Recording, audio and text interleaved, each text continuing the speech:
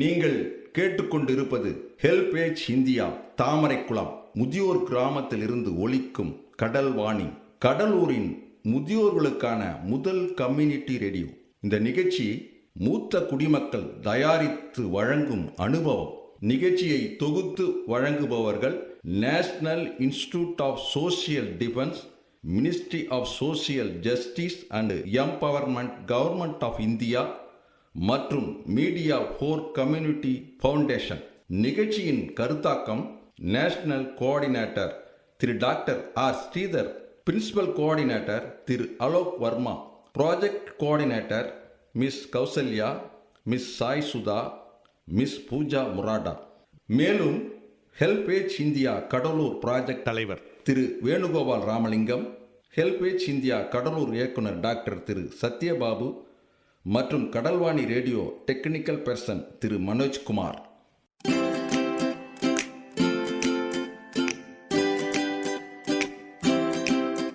தந்தர்த்தம் என்று சொல்லியே வில்லினில் பாட, ஆமா வில்லினில் பாட வந்துடுச்சு கடல்வாணியே, வந்துருச்சு கடல்வாணியே.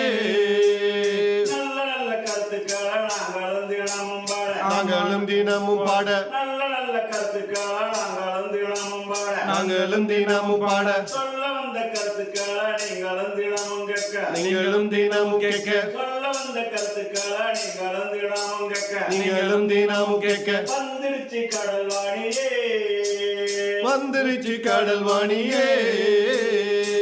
முதியோர்களுக்கான வானொலி இதுவே, முதியோர்களுக்கான வானொலி இதுவே, முதியோர்களுக்கான வானொலி இதுவே, முதியோர்களுக்கான வானொலி இதுவே.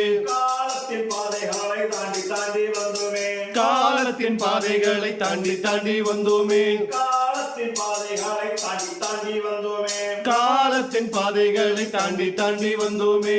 மாற்றத்தின் வழிகளை ஆடி பாடி சொல்லுவோமே, மாற்றத்தின் வழிகளை தாடி பாடி சொல்வோமே, மாற்றத்தின் வழிகளை ஆடி பாடி சொல்லுவோமே, மாற்றத்தின் வழிகளை ஆடி பாடி சொல்வோமே. வந்துடுச்சு கடல்வாணியே, வந்துருச்சு கடல்வாணியே, வந்துடுச்சு கடல்வாணியே, வந்துருச்சு கடல்வாணியே.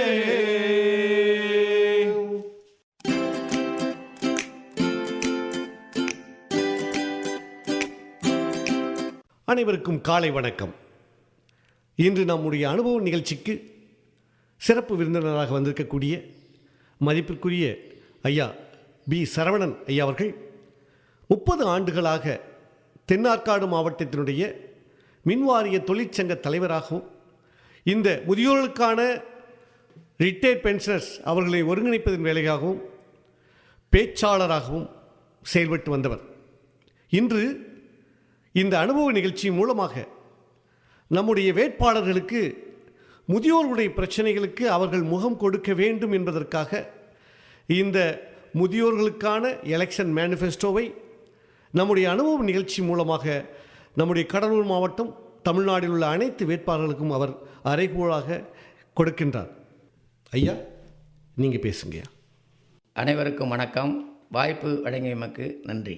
தமிழ்நாடு அளவில் 2022ஆம் ஆண்டு பிப்ரவரி மாதம் 19ஆம் தேதி நடைபெறவுள்ள நகர்மன்றம், மாநகராட்சி தேர்தலில் நிறுத்தப்பட்டுள்ள வேட்பாளர்களுக்கு நான் அனுபவம் வாய்ந்த 75 வயது முதியோர் என்ற வகையில் இந்த கோரிக்கைகளை உங்களுடைய தீர்மானங்களில் சேர்த்து செயல்பட்டால் தமிழ்நாடு முதியோர்களுக்கு உகந்த மாநிலமாக மாறும் என்பதில் ஐயமில்லை. முதியோர்களுக்கான தேர்தல் அறிக்கை.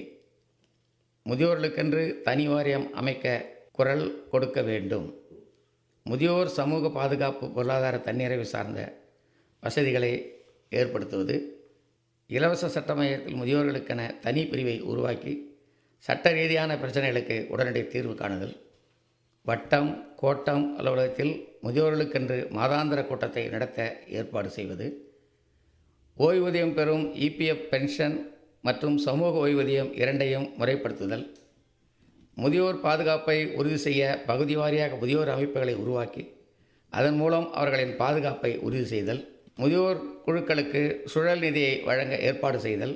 முதியோர்களுக்கு இலவச பஸ் பாஸ் வழங்குதல், முதியோர்களுக்கு இலவச மருத்துவம் செய்ய ஏற்பாடு செய்வது, அரசு மருத்துவமனையில் முதியோர்களுக்கென்று பாலியேட்டிவ் கேர் ஆலோசனை மையம், சிறப்பு மருத்துவ வசதி, தங்குமிடம், தீராத நோய் உள்ளவர்களுக்கு நீண்டகால அளவில் சிகிச்சை செய்து தர ஏற்பாடு செய்வது, வீட்டில் படுக்கையில் உள்ளவர்களுக்கு மருத்துவர் செவிலியர் அவருடைய வீட்டிற்கு செல்ல ஏற்பாடு செய்து தருவது, முதியோர்களுக்கென்று பகல் நேர உணவுடன் கூடிய ஓய்வெடுக்கும் வசதி செய்து தரப்படும் வேண்டும். குறைந்த விலையில் மருந்து கிடைப்பதற்கு மருந்தகம் அமைக்க வேண்டும்.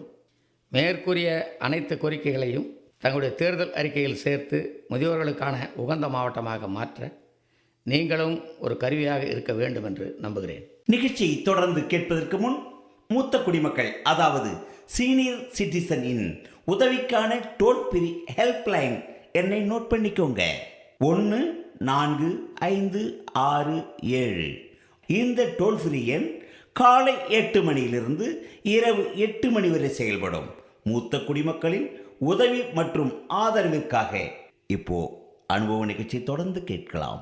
மேற்கூறிய அனைத்து கோரிக்கைகளையும் நம்முடைய வேட்பாளர்களுக்கு நீங்கள் எடுத்து கூறியதில் அனுபவம் நிகழ்ச்சி சார்பாக உங்களுக்கு நன்றியை தெரிவித்துக் கொள்கிறோம்.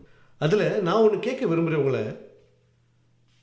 கடந்த 6 மாதத்திற்கு முன் நம்முடைய தமிழக முதல்வர் 10 மெம்பர் கொண்ட கமிட்டியை அமைத்து, IAS அதிகாரிகளை கொண்டு கமிட்டியை அமைத்து முதியோர்களுக்கான கொள்கைகளை வகுத்து, இன்று அந்த கொள்கை நம்முடைய அரசு வெப்சைட்டில் மக்களுடைய பார்வைக்கு வைக்கப்பட்டிருக்கின்றது.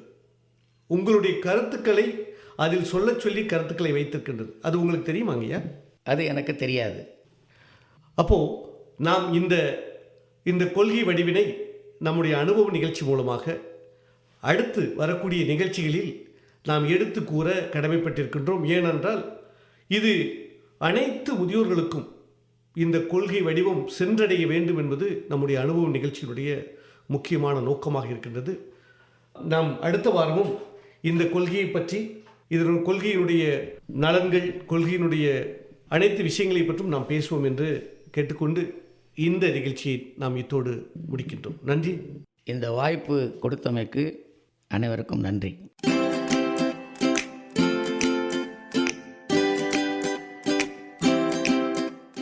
நேயர்களே, இந்த அனுபவ நிகழ்ச்சி இத்துடன் நிறைவு பெறுகிறது. உங்களிடமிருந்து விடைபெறுவதற்கு முன் மூத்த குடிமக்களின் அதாவது சீனியர் சிட்டிசனின் உதவிக்கான டோல் ஃப்ரீ ஹெல்ப்லைன் எண்ணை உங்களுக்கு ஞாபகப்படுத்துகின்றேன். 145667. இந்த டோல் ஃப்ரீ எண் காலை 8 மணியிலிருந்து இரவு 8 மணி வரை செயல்படும். மீண்டும் அடுத்த அனுபவ நிகழ்ச்சியில் சந்திப்போம். நன்றி, வணக்கம்.